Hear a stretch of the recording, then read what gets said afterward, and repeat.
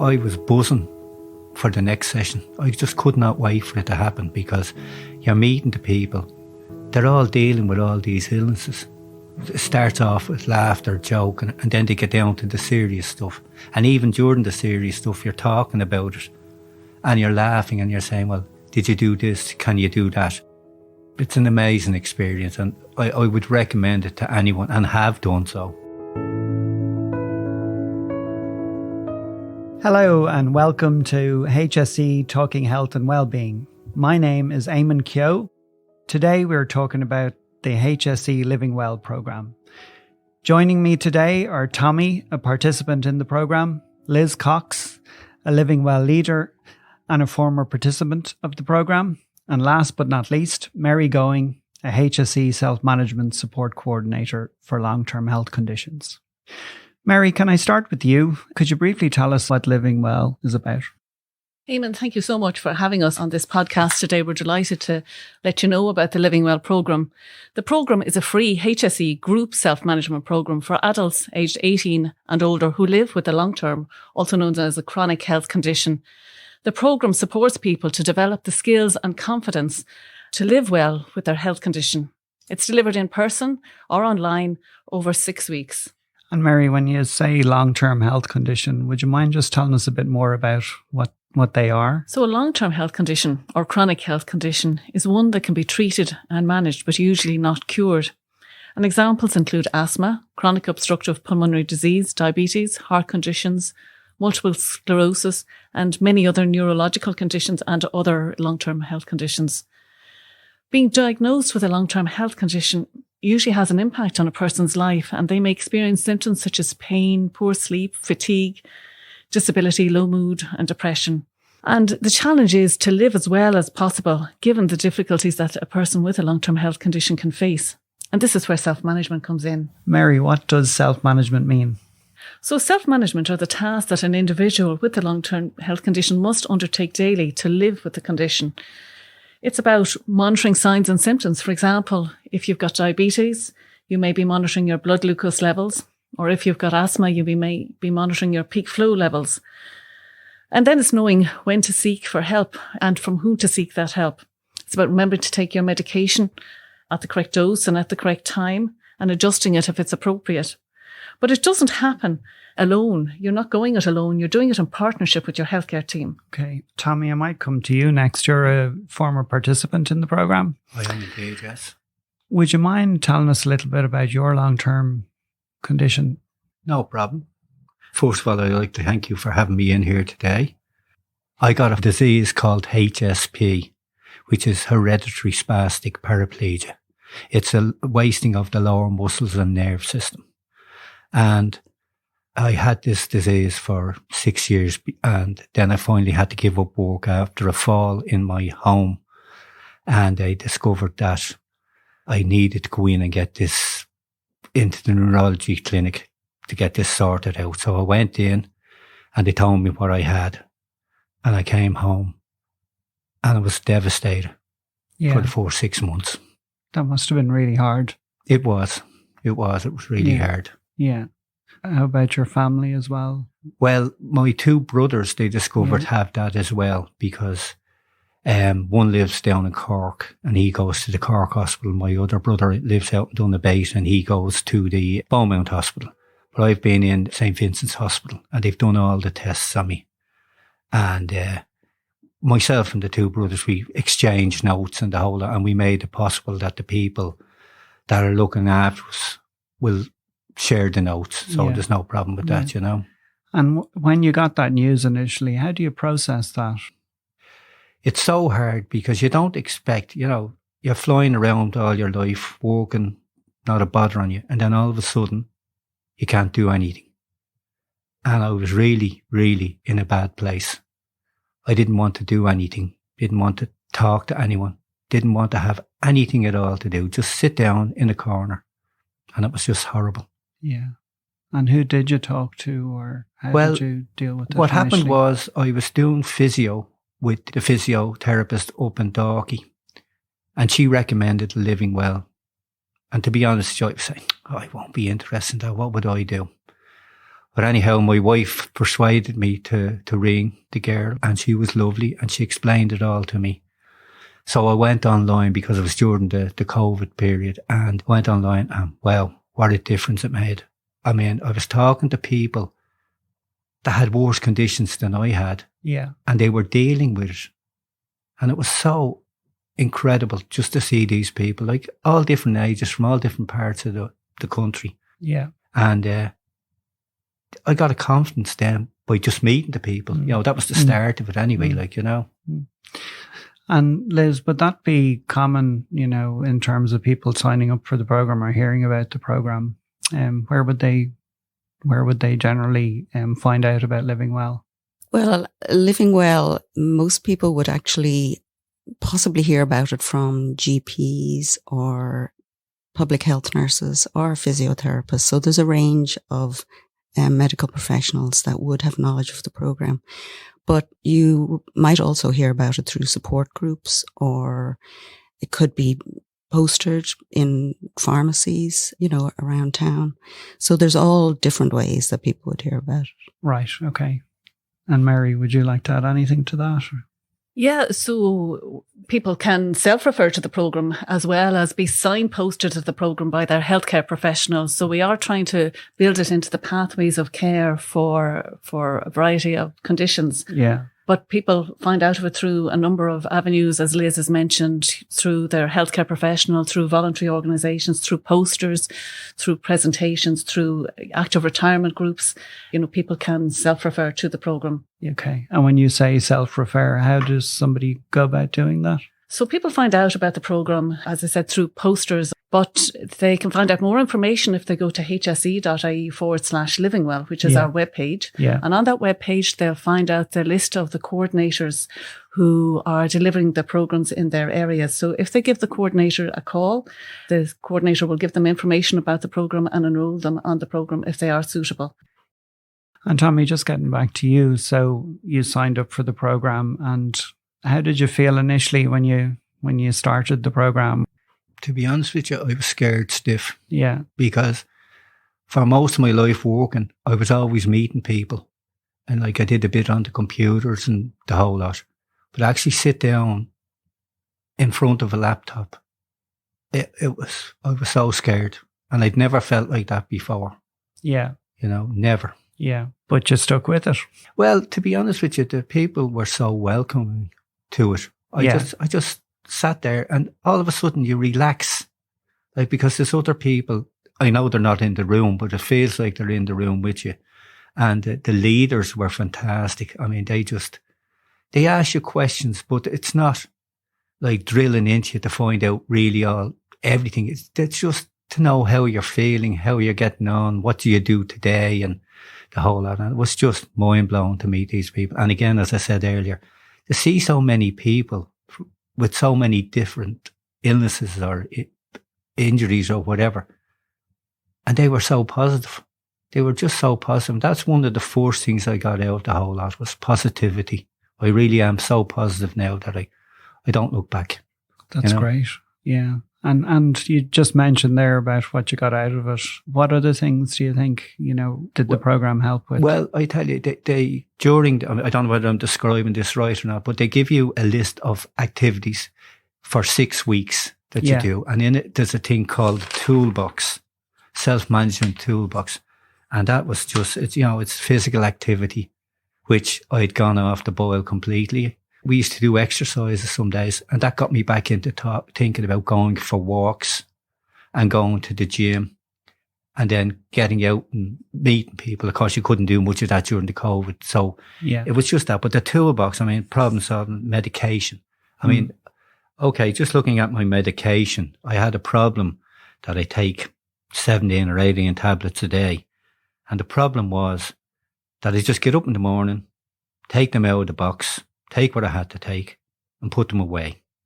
And then after going to the self-management toolbox, it was about medication and how you use it during the day. And I got a little box that had Monday to Sunday on it. And you put the tablets that you take in the morning time in it, and you put them in the evening time. And with the result is that you have your tablets there 7 days a week. And if you want, you get up in the morning time now, I put the tablets in a little box, take them, and then I'm through with it.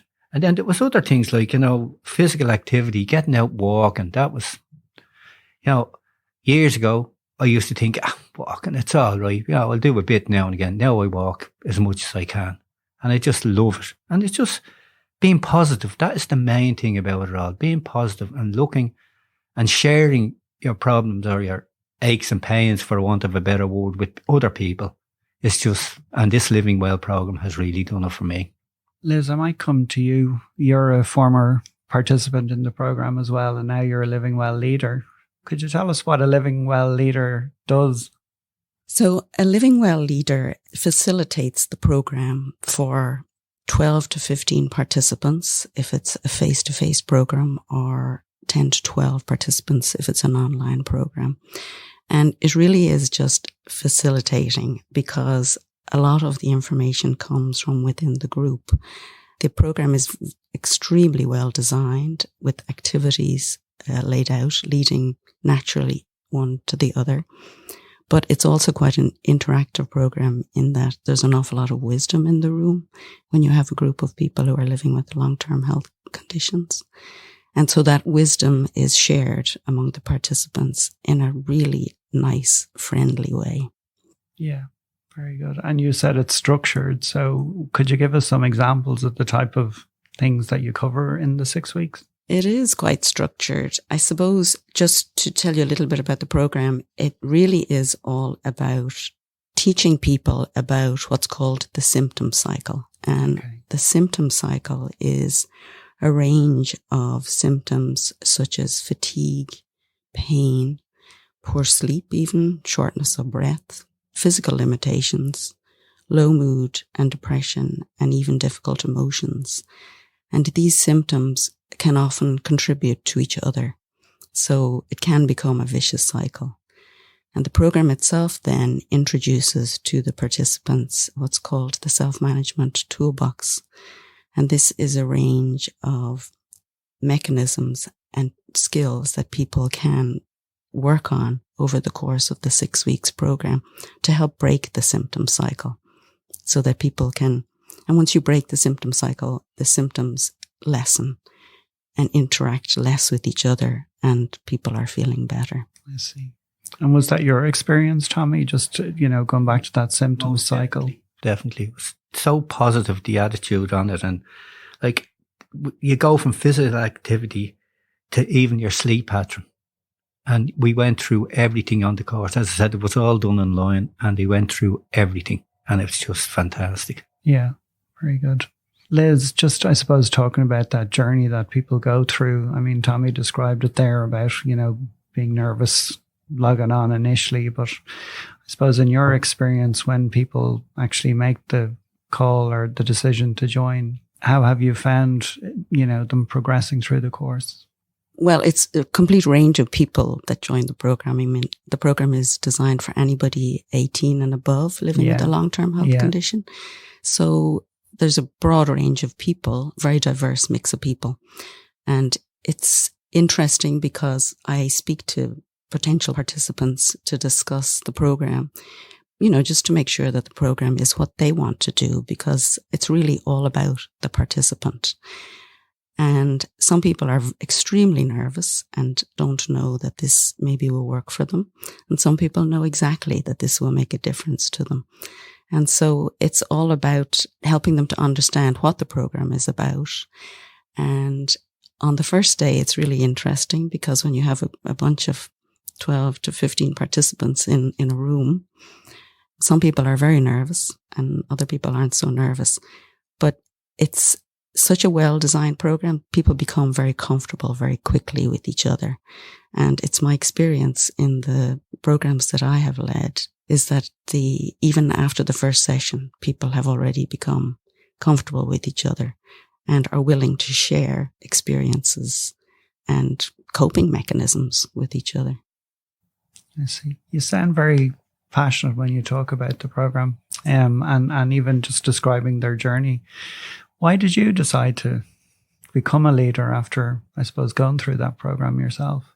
Well, I suppose my background, just to explain, is that I work for the HSE, but I joined a Living Well team in the Midwest, January 2022.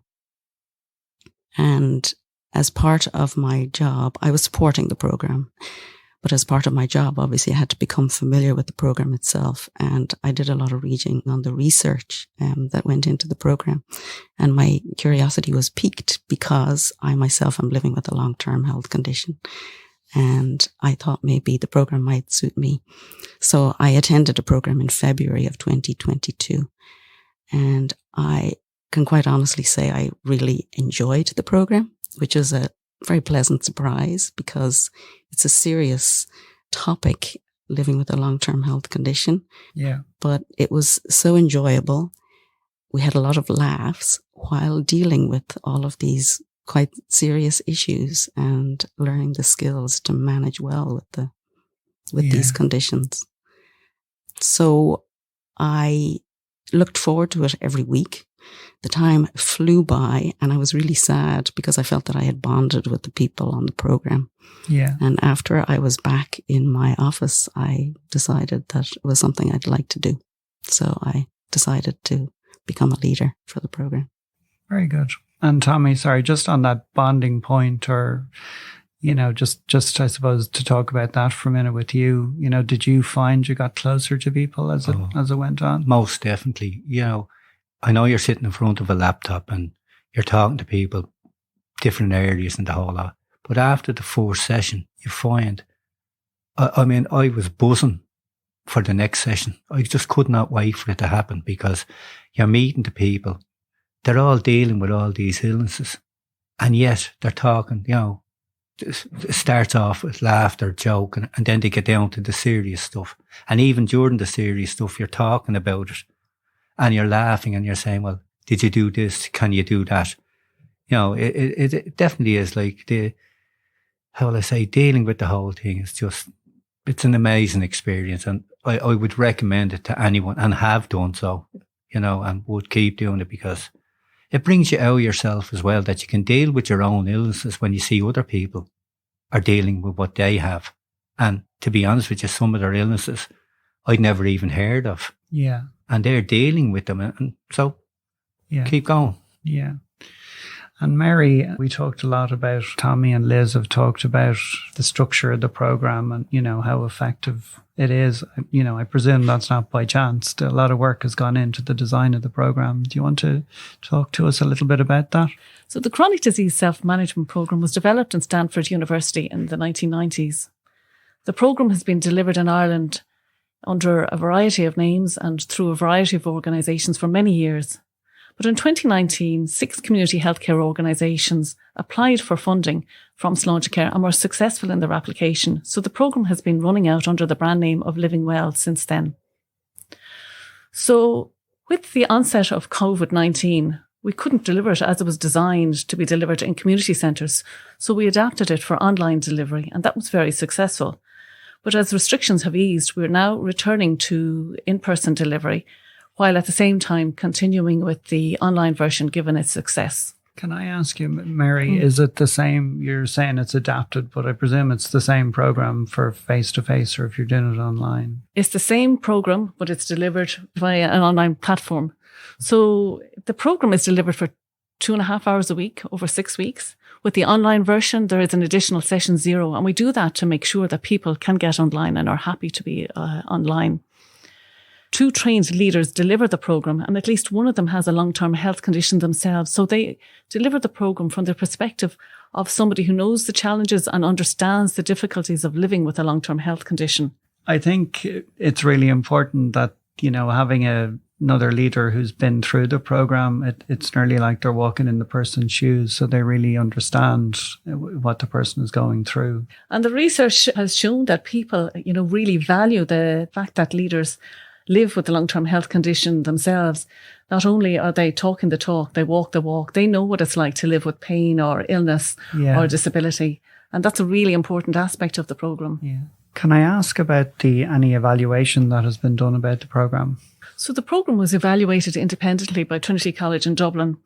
And the results of the evaluation showed that there were significant increases in participants' quality of life, in their exercise levels, in their confidence to manage or self-manage their health, and in their confidence to engage with other digital health programs. There was also an increased awareness of other supports available to help them manage their conditions, because the programme uses a resource table to assign people to community-wide and wider assistance support, such as social prescribing, voluntary organisations, peer support groups, etc. There were also significant decreases in participants' levels of anxiety and depression, how the illness interfered with their social life and their social role, and also their employment role. And has there been any impact to the health service? So yes, there were benefits to the health service as well. There was a 35% decrease in GP attendance. And because we know the programme helps them to develop practical skills and confidence so they can manage their health better, they're less likely to go to their GP for symptoms management. People told us that the programme gave them the opportunity to support and learn to manage their condition very well and stay active and live well. It helped them to focus on managing their pain medication properly.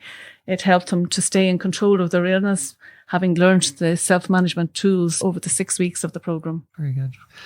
And Liz, I suppose going back to you on this for a second, do you find that it helps you really understand, where people are coming from? Well, it certainly has helped me in that I understand exactly where they're coming from, in that I've experienced the same symptoms. I've had the same concerns in my life. Yeah. And so to be able to share that information with people and to see people sharing with each other is really very, very helpful. I think it is important to note that at least one of the facilitators is living with a long-term health condition, and that connection is actually really very valuable in the program. And Mary, sorry, you want to come back there? Just to say that people with different conditions come to the programme. It could be people with a stroke, it could be somebody with COPD, chronic obstructive pulmonary disease, it could be people living with asthma or any of the other long-term health conditions. But we know that no matter what long-term health condition a person has, the symptoms they experience and the challenges they face are the same. And they use the toolbox then to support them to develop the self-management skills to improve their quality of life and live healthily. And Tommy, how did you find the leaders when you were doing the programme? I have to say they were so positive in their attitude and how they explain things to you. And I do know one of the leaders had some long-term illness and the other person was just there. But no, it's the positivity that they brought across to you, and you realise you're not the only one. There are people in worse places, and the leaders give you that guidance and give you that sort of how to cope with you. I know you cope with it yourself, but they give you the actual idea of how to cope with it. Yeah. Very positive. Yeah. Liz, one of the points that really keep resonating with me is around the coping skills that Tommy mentioned. In the programme, there seems to be a lot of practical tips around how to cope with your long-term illness, things like the pill box that Tommy mentioned before. Could you talk to us a bit more about those? Yeah, so I mentioned earlier about the symptom cycle, and we talked briefly about what's called the self-management toolbox. And this is a toolbox that's used to break that symptom cycle. I suppose over the course of the 6 weeks, we learned 3 really important self-management tools. And the first of which is action planning, which helps people to focus on setting achievable goals for themselves. So something that they want to do for themselves. And there have been studies, and they know that it does lead to more positive and happier life. We also learn about decision making and problem solving. And these are both skills that are particularly challenging in times of uncertainty, which is often the case with people living with long-term health conditions. But we also learn about other tools, such as the different types of physical activity, strengthening, flexibility, and aerobic exercise. And again, this is all to the person's own ability, nothing too much for people. We also learn about coping with difficult emotions, improving communication skills, and this could be around family, friends, but also with healthcare providers. So, as in talking to your healthcare professional, Yes, is it? yes. And family. I mean, it's really important when you're living with a long-term health condition. Sometimes your communication breaks down. So there is a lovely piece within the program about that. Yeah. Just communicating. Yeah. Actually, I see Tommy nodding his head there. Just to ask you about that, I mean, that must have been hard just to talk to your family about your condition. Yeah, you're absolutely right there. I was thinking about it and dealing with it and having to discuss it with your family. It's a very hard thing because, I mean, I have 3, I'll say they're kids. They're not kids anymore. They're grown-up adults. But trying to explain to them that you have this physical disability and that they could catch it. Like, it's very hard. But they were very supportive, and the wife has been so supportive in it. And just doing, like, the toolbox, as Liz mentioned there, one of the biggest things that I found when I got going was decision-making. Because I hadn't made decisions in months. And then one of the things I got out of it was keeping a diary.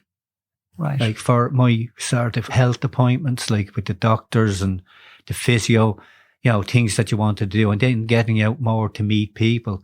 Like it was like going back to work again, writing down, have a meeting at 10 o'clock. It might be only for a cup of coffee.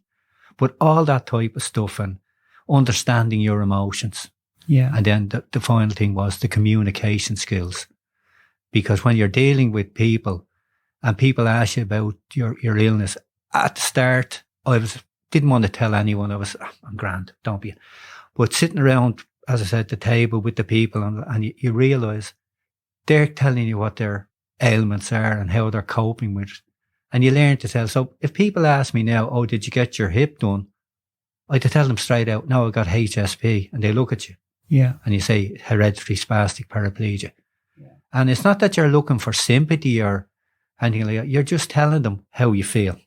And that's it. And the program helped you to get that confidence to talk about. Definitely. Yeah. You know, what you call it, I think I said it before as well, that there's people sitting around in all parts of Ireland and they have so many problems. Like, you know, they could be living in an area in the country that's away from everyone and everything. And they hear these people saying that they get up and they go for a walk or they go and meet a friend for a coffee or they bring their dog for a walk, whatever it would be. And just, you know, it's just so, I know I'll keep saying this till the day I die. It's so positive. It really is so positive. Very good. And Liz, do you want to add to that? Yeah, I guess I just wanted to say that there were a couple of other tools that we learned in the program and talk a little bit about brainstorming. Okay. So the other tools in the toolkit include managing your medications, which is a really important thing for people living with long-term health conditions. There's also a lovely piece around breathing techniques, which is very calming, and we learned to do it together, which is very nice. And then there's using your mind skills that we do over the course of the program, such as a relaxation body scan and guided imagery. And people learn how to, with practice, incorporate them into their daily habits. And it does make a big difference to people. But I'd also like to talk a little bit about brainstorming, because brainstorming is a fantastic tool used within the program. It's an opportunity for people to, you know, we pose a question to the group and people share their ideas. So it could be around coping with poor sleep, dealing with difficult emotions, or, you know, maybe shortness of breath, or even managing pain. Yeah. And it's an opportunity for the participants to share how they cope with it. And people pick up ideas, you know, which is really supportive for people. And when you talk about brainstorming, is it guided by the group? Well, it's a question that's posed by the leader. Okay. And we always write these down, and then we take ideas from the group. And every idea is good.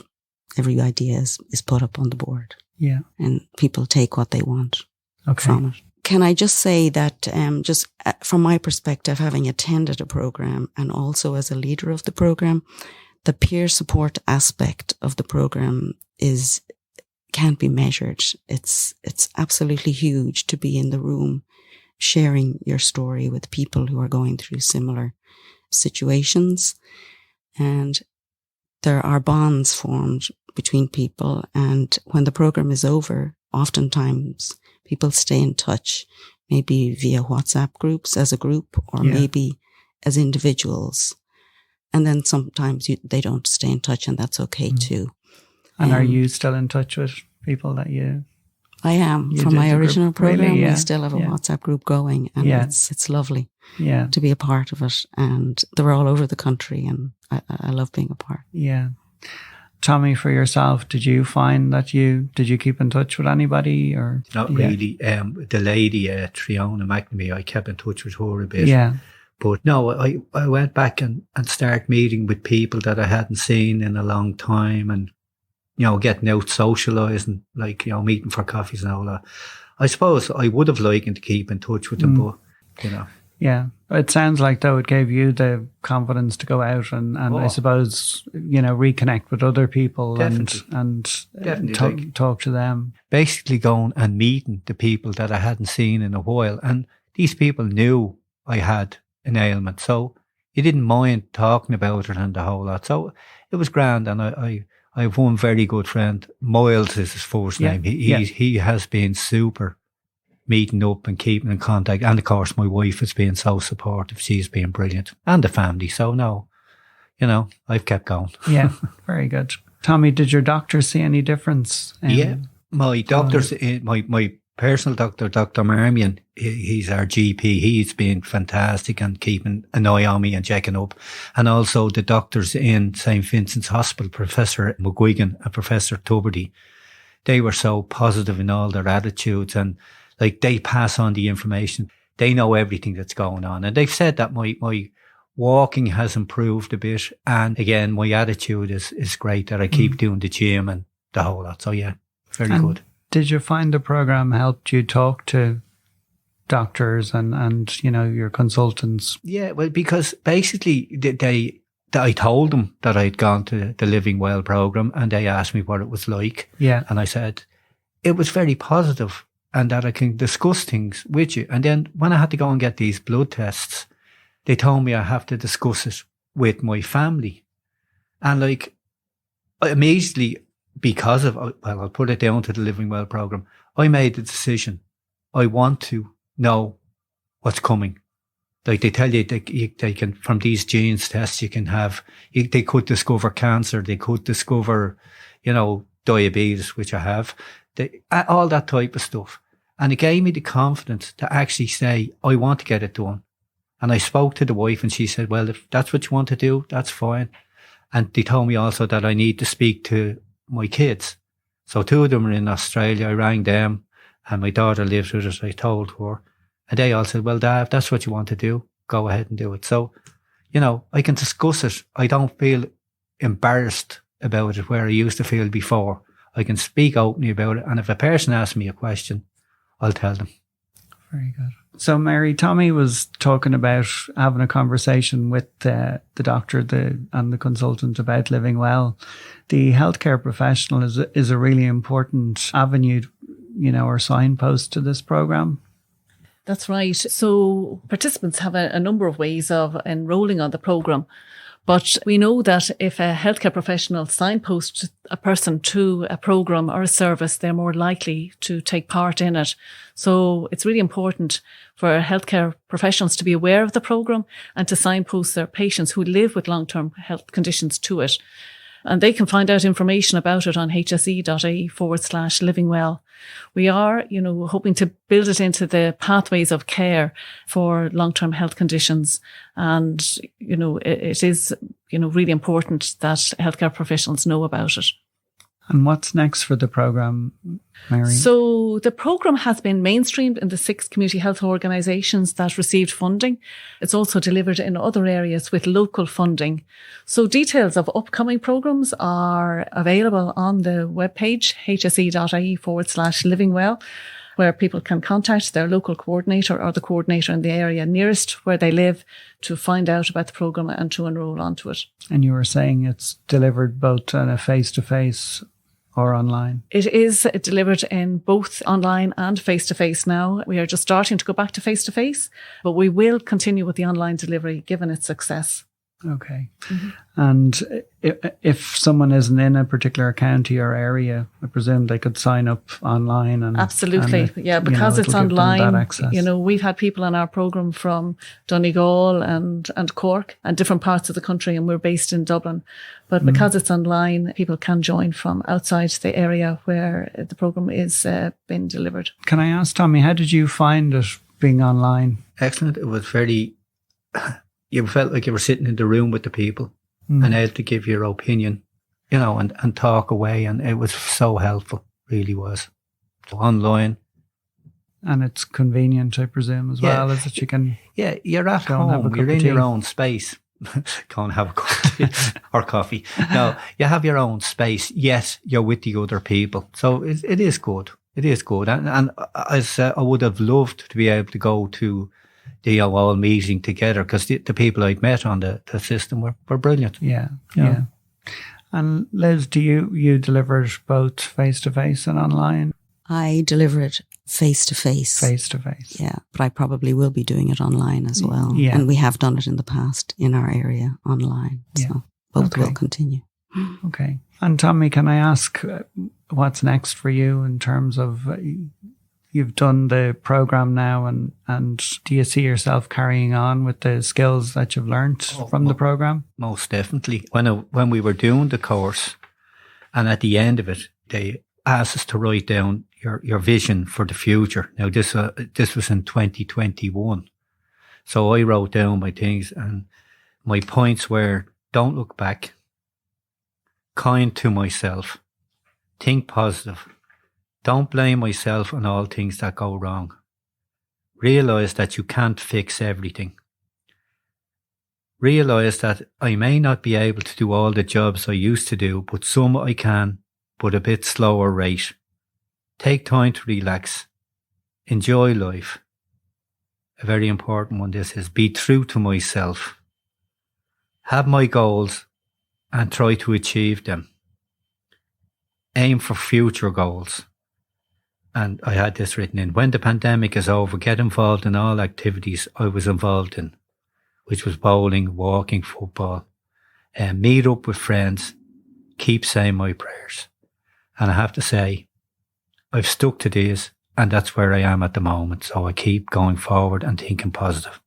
And I just want to say again, thanks to the Living Well program, because without it, I really believe I'd be in a bad place. So thank you. Liz, you wanted to come in there? Actually, I just want to add to that too, because I attended a Living Well program myself, and I went back to yoga and joined a local Pilates class, and which brought me back into the community, which I had kind of removed myself from because my children were no longer going to school there. I worked on my distraction technique, so my sleep improved. And I also made some small changes with my eating habits. So the benefits continue for me also. I think that's a lovely way to end this podcast. I'd just like to thank again my guests, Tommy, a former participant of the program, Liz Cox, a Living Well leader, and Mary Going, our own HSE Self-Management Support Co-ordinator for Long-Term Health Conditions. This has been HSE Talking Health and Wellbeing. Thank you for listening.